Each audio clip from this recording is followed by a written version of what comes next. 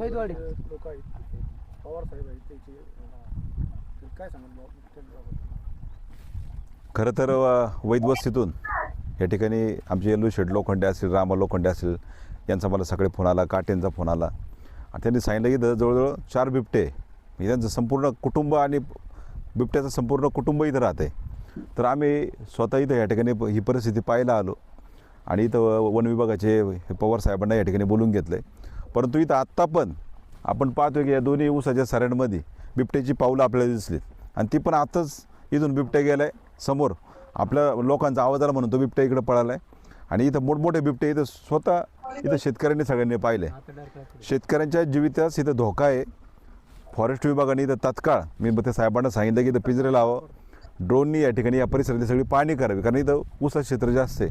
परंतु उद्या जर इथं काय एखाद्या लहान लेकराला काय झालं, एखाद्या महिला भगिनी जर काय झालं, काही होऊ शकतं.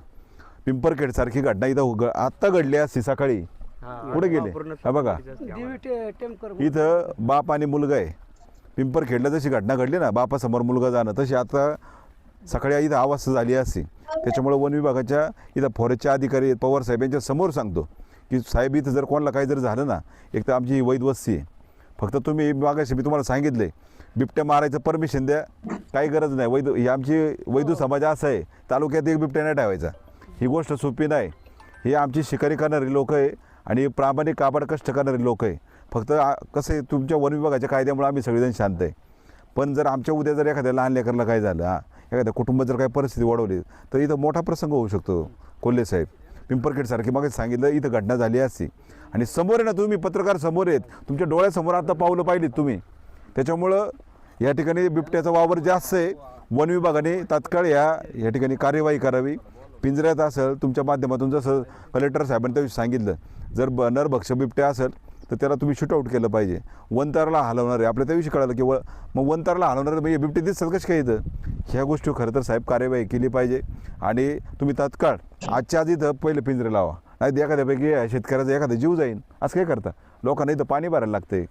इथं शेजारीला यांची घरं आहेत, संतोषी राहते सगळे लोक. सकाळी बिबट्याचं दर्शन झालं, ऊसाला पाणी भरायला येत असताना, तर आपण पिंजरे लावण्याची आपल्याकडे मागणी होत आहे. आपल्याकडे पिंजरे तेवढे शिल्लक आहेत का आणि तुम्ही लावणार आहात? आता बिबट्याचा जास्त प्रादुर्भाव असल्यामुळे ठिकठिकाणी पिंजरे लावलेले आहेत. आपण जिथं मागणी, जिथं त्याचा प्रेझेन्स आहे तिथं पिंजरे लावलेले आहेत. आणि तात्काळ जसं की आपण वैद वस्तीवर आलेलो आहे आणि बिबट्याच्या इथं आपण आता लगेच पिंजरा लावणार आहे. आपण ज्या स्पॉटला आहोत त्याच्या बॅक साईडला हां तिथं पिंजरा लावणार आहे. आम्ही लगेच लावणार. फक्त तुमच्या माध्यमातून सगळ्यांना सांगू इच्छितो की आपण पिंजरा लावणार आहे.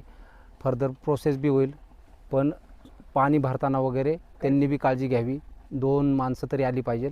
ह्या म्हणजे आता ते अवगत आहेत सगळ्यांना, पण पिंजरा लावणार आहे आपण. लोकांना तुम्ही काय मार्गदर्शन करा? असं एकटं दुखतं जर समजा पाणी भरतं, हा शक्यतो एकटं दुखतं पाणी भरू नका.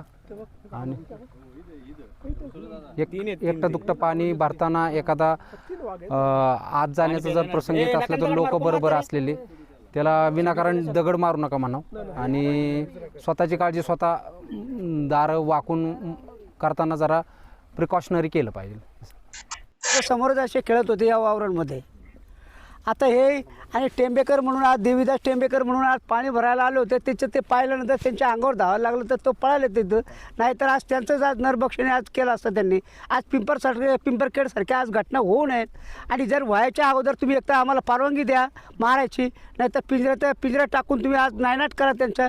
आणि जर नायनाट करीत नसाल तर आम्हाला तुम्ही परवानगी द्या का आम्ही बिबट्या मारून टाकणार आणि पुरा तालुक्यात पण दिसून देणार नाही आम्ही बिबट्या. आमच्याकडे शिकारी आहेत, आम्ही शिकारी माणसं आहेत आमच्याकडे. पण एक आहे, कायद्याने आमचे हात बांधले गेले असल्यामुळं आम्ही आज वन विभागातर्फे आम्ही काही करू शकत नाहीत. नमस्कार, मी देवा टेंबेकर. मी परिटवाडीवरनं इथे येतो. मी ही काटे साहेबांची जमीन आहे 14 एकर. ही जमीन खंडाने घेतली. आज जर तरुणांनी कोणता व्यवसाय करायचा ठरवलं तर ह्या अशा जर शासनाच्या काही गोष्टींमुळे, चुकीच्या धोरणांमुळे जर तरुणाला जर पुढे जाण्यासाठी किंवा स्वतः कष्ट करून सुद्धा खाण्यासाठी जर अशा अडचणी येत असतील तर या शासनाचं करायचं काय आणि याच्यावर निर्णय घ्यायचा कोणी? आज माझा भाऊ आणि मी आज सकाळी 8:30 वाजता इथं आलो. आल्यानंतर आम्ही ऊसात पाणी भरायला चाललो असताना त्या मामाने जर आवाज नसता दिला तर आज आमच्या दोघांच्याही फोटोला भावपूर्ण श्रद्धांजली म्हणून अजून सगळ्यांनी स्टेटस ठेवलं असतं. म्हणजे स्टेटस ठेवण्यापेक्षा आज जर तुम्ही जर काही यावरती जर कारवाई करत नसाल तर या शासनाने काय करायचं किंवा आम्ही काय करायचं ते सांगा. का तरुणांनी शेती वगैरे करून सोडून देऊन शेती करायचं सोडून देऊन दरोडे टाकायचं चालू करू का काय, हे तरी तुम्ही आम्हाला सांगावं. एवढंच सांगाल, बाकी काय ना. आणि याच्यावरती तुम्ही काहीतरी कारवाई करा.